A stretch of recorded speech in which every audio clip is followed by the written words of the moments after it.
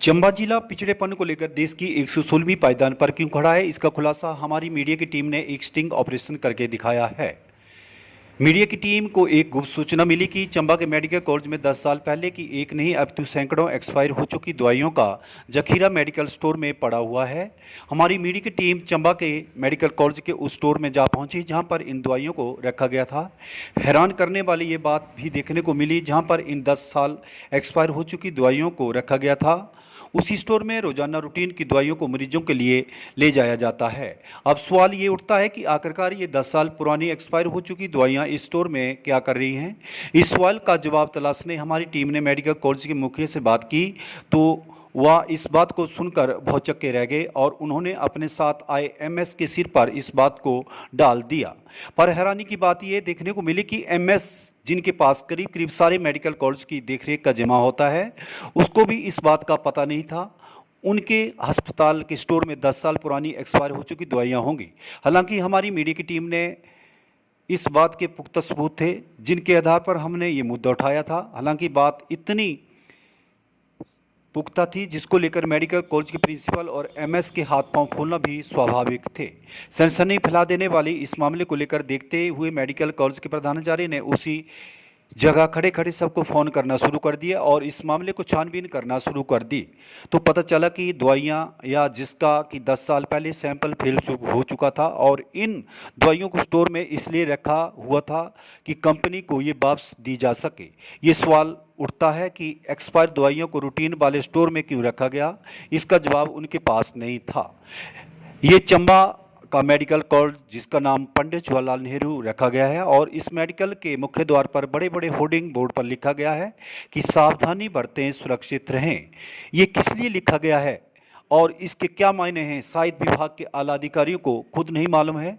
विभाग की इतनी बड़ी लापरवाही स्टोर में रखी एक्सपायर दवाइयों तक खत्म नहीं होती और इसके आगे की कहानी सुनने के बाद तो कोरोना चंबा जिले में कितना कर फैल सकता है उसका खुलासा भी हमने किया। हमारी मीडिया की टीम ने चंबा मेडिकल कॉलेज के पिछले भाग में जाकर देखा तो पाया कि इससे कहीं ज़्यादा विभाग द्वारा फेंकी गई दवाइयों को पहाड़ी से नीचे बहती साल नदी के पास पहुंचा दिया गया है।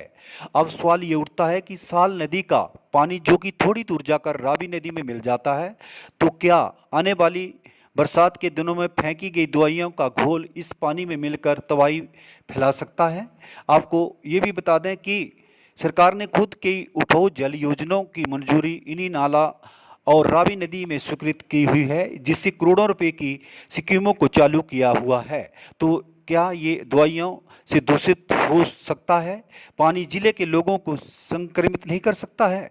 मेडिकल कॉलेज के प्रिंसिपल रमेश भारती से बात करी तो ये सब सुनकर भौचक्के रह गया और उन्होंने मेडिकल कॉलेज में 10 साल से एक्सपायर दवाइयों को रखा गया है। उन्होंने इस बात को माना कि कोई भी दवाई जब एक्सपायर हो जाती है तो उसको डिस्ट्रॉय कर दिया जाता है। उन्होंने कहा कि अगर इस तरह का कोई मामला सामने आता है तो स्टोर कीपर को उससे इस बारे पूछा जाएगा और उसके विरुद्ध कार्रवाई की जाएगी।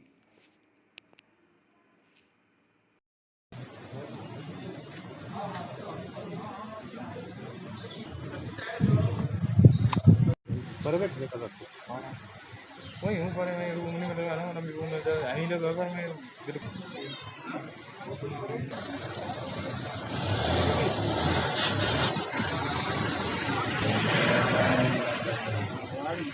के बाद जो है किया जाता है। एक्सपायरी डेट की मीन्स जो एक्सपायरी डेट है उसके बाद नहीं कर सकते उनका यूज़। नहीं सर, कितना मेडिकल इंस्टीट्यूशन से कितने दिन बाद वहाँ को डिस्पोज किया जाता है? नहीं, एक्सपायरी तो है ही नहीं। एक्सपायरी जो जैसे जो एक्सपायरी डेट होती है उसके बाद यूज़ नहीं करते उनको यूज़ नहीं किया जाता। हाँ जी सर, जहाँ तक देखा गया है कि मेडिकल कॉलेज में अभी भी अंदर ना जी एक्सपायरी डेट की जो मेडिसिन है वहाँ पे पड़ी हुई है सर। वो भी करीबन 10 साल पुरानी 10 साल पुरानी है। 10 साल पुरानी एमएस साहब बताओ। ऐसा तो नहीं है कहीं। अगर ऐसा है तो फिर देख लेते हैं जनाब 10 साल की पुरानी दवाइयाँ 10 साल पुरानी हम जो आपको प्रूफ भी दे दें मेडिकल कॉलेज के स्टोर के अंदर। बिल्कुल तो अगर ऐसा है तो स्टोर कीपर पूछेगी और जो भी होगा एक्शन लेंगे। कार्रवाई